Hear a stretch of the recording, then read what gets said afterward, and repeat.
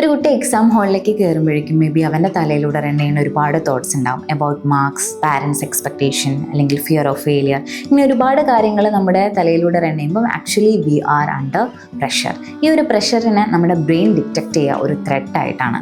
Okay, ഈ ഒരു ത്രെട്ടിൻ്റെ ഭാഗമായിട്ട് നമ്മുടെ ബോഡിയിൽ cortisol hormone, stress hormones produce ചെയ്യും. ഈ ഒരു സ്ട്രെസ് ഹോർമോൺ എക്സസ് ആയിട്ട് വരുന്ന സമയത്ത് നമ്മുടെ ബ്രെയിനിൻ്റെ ഒരു cognitive area, pre frontal cortex എന്നാണ് പറയുന്നത്, ആ ഒരു ഏരിയ സപ്രസ് ആവാനും തുടങ്ങും. സോ ഈ ഒരു സമയത്ത് നമുക്കൊരു പ്രോബ്ലം സോൾവിങ് സ്കില്ലോ ഒരു ലോജിക്കൽ റീസണിങ് ഒന്നും അവിടെ നടക്കുന്നുണ്ടാവില്ല. അറ്റ് ദ സെയിം ടൈം നമ്മുടെ മെമ്മറി കൺട്രോളിങ് പോർഷൻ എന്ന് പറയുന്നതിനെ ഇത് ബ്ലോക്ക് ചെയ്യുകയും ചെയ്യും. അപ്പോഴാണ് നമുക്ക് എനിക്കിത് അറിയാം പക്ഷെ ഓർത്തെടുക്കാൻ വേണ്ടി പറ്റണില്ല എന്നുള്ളൊരു ഫീലിംഗ് വരുന്നത്.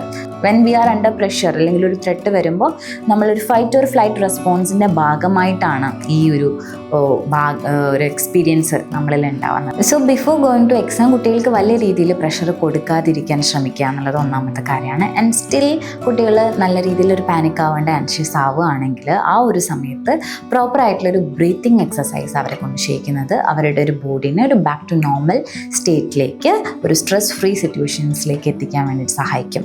അത്തരത്തിലൊരു സിറ്റുവേഷനിലേക്ക് വരുന്ന സമയത്ത് കുറച്ചുകൂടി ഈസി ആയിട്ട് അവർക്ക് കാര്യങ്ങളെ എക്സാംസിനെ അറ്റൻഡ് ചെയ്യാനും ക്വസ്റ്റ്യൻസ് പ്രോപ്പർലി ആൻസർ ചെയ്യാനും വേണ്ടിയിട്ട് അതവരെ ഹെൽപ്പ് ചെയ്യും.